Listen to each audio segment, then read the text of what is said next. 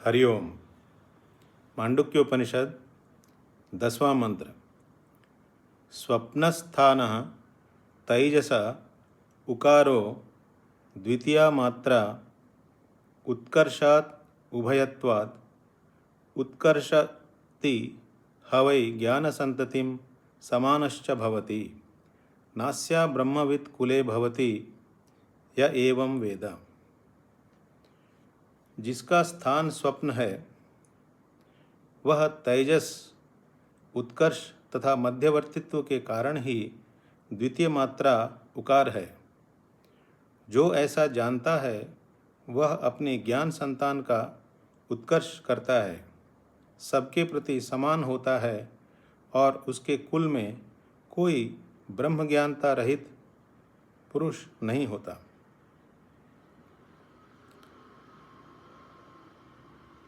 आ उ मा इन तीन मात्राओं के साथ जागृत स्वप्न सुषुप्ति इन तीन अवस्थाओं को इन तीन शब्दों पर अध्यारोपित करके ओम या प्रणव की उपासना की पद्धति हमें बताई गई। इस मंत्र में बता रहे हैं कि स्वप्न स्थान तेजस को उकार क्यों लिया गया। ये द्वितीय मात्रा उकार के साथ जोड़ने में यहाँ पर ऋषि दो कारण बता रहे हैं। उत्कर्षात् उभयत्वात्, एक है उत्कर्ष और एक है उभयत्वात्। जो स्वप्न स्थान वाला तेजस है वह ओंकार की दूसरी मात्रा उकार है। किस समानता के कारण दूसरी मात्रा है? इस पर कहते हैं उत्कर्ष के कारण। जिस प्रकार आकार से उकार उत्कृष्ट है, उसी प्रकार विश्व से तेजस उत्कृष्ट है। अथवा मध्यवर्तित्व के कारण जिस प्रकार उकार अकार और मकार के मध्य में स्थित है, उसी प्रकार विश्व और प्राज्ञ के मध्य में तेजस है। अतः उभय परत्व रूप समानता के कारण भी उनमें अभिन्नता है। स्वप्नावस्था का अभिमानी जो तेजस है वह अंतःप्रज्ञ है। 7 अंग और 19 मुख वाला तथा सूक्ष्म विषयों का भोक्ता है।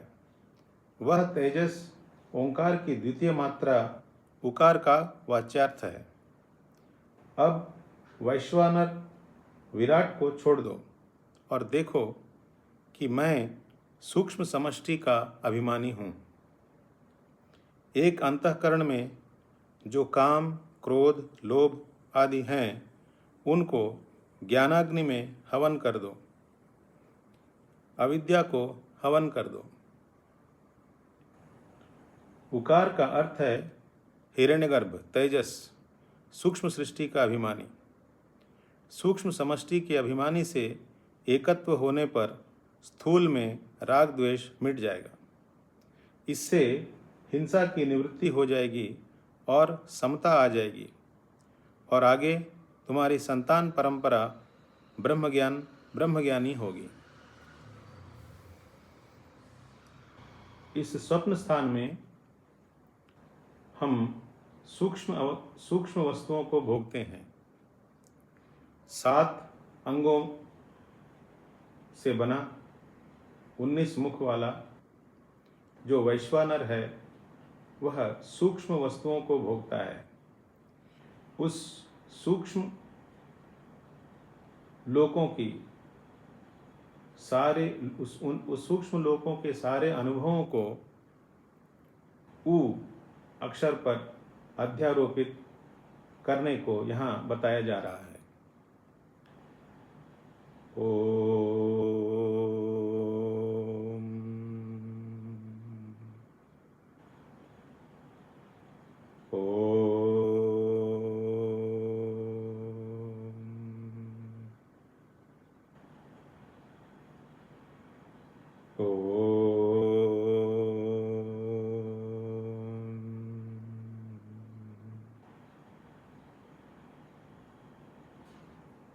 इस ओम में आ और मा के बीच में होने के कारण जागृत और सुषुप्ति के बीच में होने के कारण इन दोनों में समानता है, ऊ और स्वप्नावस्था में। इसलिए स्वप्नावस्था को ऊ शब्द पर, ऊ मात्रा पर अध्यारोपित करने को कहा जा रहा है। यहाँ इस प्रणवोपासना में आ, ऊ, मा अर्थात जब हम इन मात्राओं का उच्चारण करते हैं, आ से ऊ में जाना, ऊ से म में जाना और म से निशब्द अवस्था में जाना, ये एक एक अवस्था को पार करने का एक तरीका है। अकार को छोड़कर उकार में प्रवेश करना, उकार को छोड़कर मकार में प्रवेश करना और मकार को छोड़कर निशब्द अवस्था में अर्थात तुरीय अवस्था में आत्मा में प्रवेश करना। गीता में भी हमें बताया गया, आत्मसंस्थम मनः कृत्वा न किंचिदपि चिंतयेत। अपने मन को आत्मा में स्थिर करने के बाद और कुछ भी मत सोचो। तो ये एक साधना है, प्रणवोपासना है। ओमकार के उच्चारण से हमें आ, ऊ, मा, आ से जागृत, ऊ से स्वप्न और मा से सुषुप्ति को पार करके दो ओम के बीच जो निशब्द अमात्र है, उसमें हमें आत्मभाव से रहना है। यहाँ पर इस 10वें मंत्र में बताया गया, स्वप्नस्थान तैजस उकारो द्वितीया मात्रा उत्कर्षात उभयत्वात्। यह जागृत अवस्था के अनुभवों से उत्कृष्ट है और स्वप्न और गाढ़ निद्रा के बीच का है। इसलिए जिस तरह से ऊ आ और मा के मध्य में है, उसी प्रकार स्वप्नावस्था भी जागृत और सुषुप्ति के बीच में है। इसलिए इस स्वप्नावस्था को उकार शब्द से सूचित किया गया है। यहाँ बताया गया है कि जो इस ऊ मात्रा पर ज़्यादा फोकस लगाए, अर्थात वह सूक्ष्म लोकों में प्रवेश करने लायक हो जाएगा।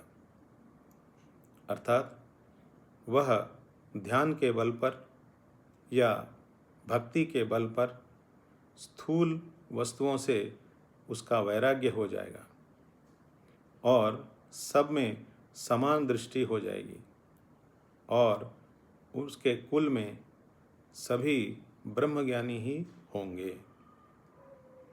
तो जब हम सूक्ष्म लोकों में प्रवेश करने की क्षमता रखते हैं, तब सहज से ही हम स्थूल वस्तुओं से हमारा वैराग्य हो जाएगा और सब में हम समान हो जाएंगे। सबके साथ हमारा व्यवहार भी समान हो जाएगा, क्योंकि हमें एक सूक्ष्म आनंद, सूक्ष्म लोक में प्रवेश करने की क्षमता की वजह से हमें एक सूक्ष्म आनंद की अनुभूति होगी। इसकी वजह से हम अपने व्यवहार में समानता ला सकते हैं और सबके साथ प्रेम से रह सकते हैं। यह इस मंत्र का तात्पर्य है। हरि ओम।